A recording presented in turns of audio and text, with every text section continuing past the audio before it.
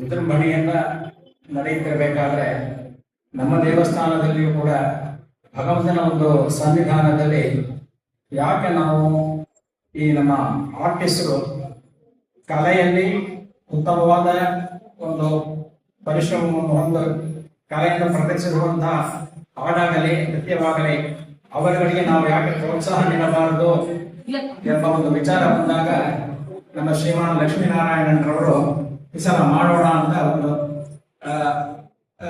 ತಕ್ಷಣ ಒಂದು ತೀರ್ಮಾನ ತಗೊಂಡ್ವಿ. ಅದರ ಪ್ರಕಾರ ಭಗವಂತ ಇವತ್ತು 6ನೇ ದಿವಸ ಈ ನವರಾತ್ರಿ ಮಹೋತ್ಸವವನ್ನು ಬಹಳ ಅದ್ಭುತವಾಗಿ ನಡೆಸಿಕೊಟ್ಟಿದ್ದಾನೆ.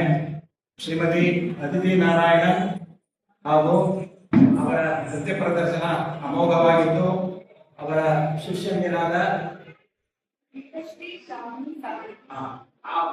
ಅವರ ಒಂದು ಒಳ್ಳೆ ಪ್ರೋತ್ಸಾಹ, ನಿಮಗೆಲ್ಲ ಬಹಳ ಚೆನ್ನಾಗಿ ನೀವು ಅಭಿನಯಿಸಿದ್ರಿ. ನಿಮಗೆಲ್ಲ ಇನ್ನೂ ಚೆನ್ನಾಗಿ ನೀವು ಕಲಿತು ಉತ್ತಮವಾದ ಪ್ರದರ್ಶನವನ್ನು ನೀಡುವುದಕ್ಕೆ ನಿಮಗೆ ಬೇಕಾದ ಒಂದು ಸನ್ನಿವೇಶ ಪ್ರೋತ್ಸಾಹವೆಲ್ಲ ಸಿಗಲಿ ಅಂತ ನಾನು ಭಗವಂತನಲ್ಲಿ ಪ್ರಾರ್ಥನೆ ಮಾಡ್ತಾನೆ. ಹಾಗೂ ಹಾಡುಗಾರಿಕೆ ಕೆರೆಯಬೇಡಿ. ಅವರ ಆರಂಭದಲ್ಲಿ ವಿಘ್ನ ನಿವಾರಕನಾದ ವಿನಾಯಕನ ಒಂದು ಸ್ತೋತ್ರ ಮಾಡಿ ನಂತರ ಹಲವು ಪುರಂದರದಾಸರ ಕೀರ್ತನೆಗಳನ್ನೆಲ್ಲ ಹಾಡಿದರು. ಎಲ್ಲ ಬಹಳ ರಮ್ಯವಾಗಿತ್ತು.